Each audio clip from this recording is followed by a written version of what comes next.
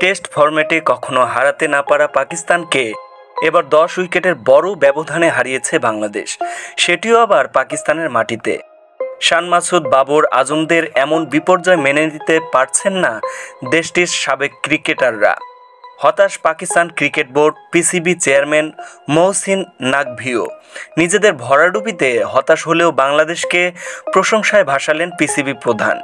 Pakistan cricket বোর্ডের chairman Mohsin Naqvi বলেন, Bangladesh cricket দল দারুণ খেলেছে, পুরো ম্যাচেই নিজেদের অবস্থান ধরে রেখেছে। প্রথমবারের মতো পাকিস্তানের বিপক্ষে এটি একটি ঐতিহাসিক জয়, তাদের আন্তরিক অভিনন্দন। পাকিস্তানের ব্যর্থতা নিয়ে বলেন, দুর্ভাগ্যজনকভাবে পাকিস্তান ক্রিকেট দল যতটা ভালো পারফর্ম করা উচিত ছিল ততটা করতে পারেনি। ইনশাআল্লাহ সবুজ জার্সিধারীরা সামনের ম্যাচে ঘুরে দাঁড়াবে। এদিকে বাংলাদেশের এমন সাফল্যে পাকিস্তানেরও অবদান দেখছেন সাবেক পিসিবি চেয়ারম্যান রমিজ রাজা। বলেন, বাংলাদেশের পারফরমেন্স অনেক ভালো হয়েছে, তাদেরকে মোবারকবাদ, কিন্তু এই জয়ে পাকিস্তানও অনেক অবদান রেখেছে।